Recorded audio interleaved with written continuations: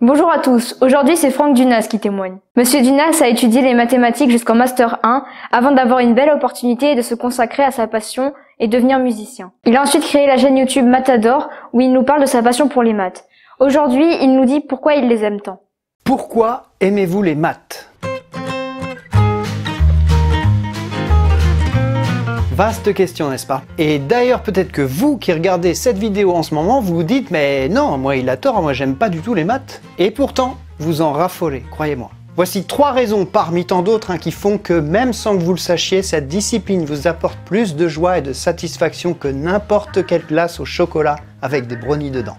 Bon, d'accord, pas à ce point-là. Premièrement, les maths sont partout. Elles sont derrière tout ce qui existe. En ce moment même, vous me regardez à travers un écran, via une vidéo internet. Vous me voyez grâce à la lumière qui arrive jusqu'à vos yeux. La lumière qui navigue comme une onde un peu partout autour de nous, comme les vagues d'un lac qui nous caressent l'épaule. À propos d'épaules, savez-vous qu'il est physiologiquement impossible de ne pas bouger les épaules en prenant une grande inspiration? Pardon, je m'égare. Je sais pas si vous regardez cette vidéo dehors ou à l'intérieur, mais ce qui est certain, c'est que vous êtes sur la Terre, qui tourne autour du Soleil. Ce qui est certain également, c'est que, dans le désordre, vous vous êtes lavé les dents avec du dentifrice ce matin, vous avez entendu de la musique cette semaine, vous avez déjà participé à une tombola, vous avez vérifié si vous pouviez inspirer sans lever les épaules. Bref, vous aurez compris, les maths sont dans tout ce qui existe. Mais là où ça va vous mettre le ravioli en ébullition, c'est que les maths sont présentes même dans ce qui n'existe pas. Effectivement, parfois les matheux, ils ont cru inventer des choses dont on pensait qu'elles n'existaient que dans les cahiers des mathématiciens, pour se rendre compte parfois plusieurs siècles plus tard que ces notions existaient pourtant bel et bien dans la nature. Par exemple, les nombres complexes qui se sont avérés utiles dans l'électricité, le mouvement brownien qu'on retrouve dans la finance, la théorie des nombres qui sera finalement au cœur de la cryptographie. Oui, on a compris, c'est bon. Ah déjà?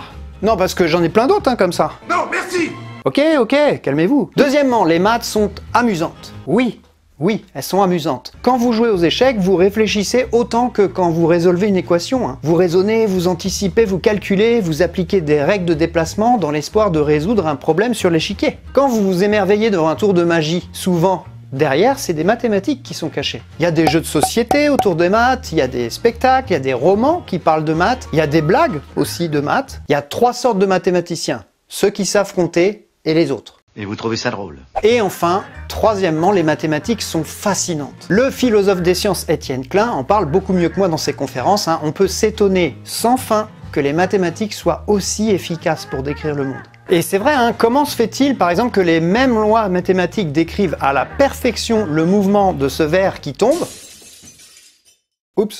ou le mouvement des planètes? Et cette branche des maths là qu'on appelle probabilité et qui n'a à la base été créée que pour jouer à des jeux. Comment se fait-il que cette théorie elle explique parfaitement le mouvement des particules à l'échelle quantique? Et que dire de l'histoire des mathématiques, dont moi je me lasse pas de parler sur ma chaîne? On n'aura jamais fait le tour de toutes les formidables histoires qui parsèment les destins de celles et ceux qui ont fait cette matière. Newton et Leibniz qui se disputent pour des droits d'auteur, Poincaré qui découvre la formule E égale mc2 avant Einstein mais sans se rendre compte de son importance, l'invention du zéro, le destin incroyable de Mariam Mirzakhani, le génie de Ramanujan. Qui le stoppera? Ok, je m'arrête. Mais admettez-le, même s'il est de bon ton parfois de dire l'inverse, vous aimez les mathématiques.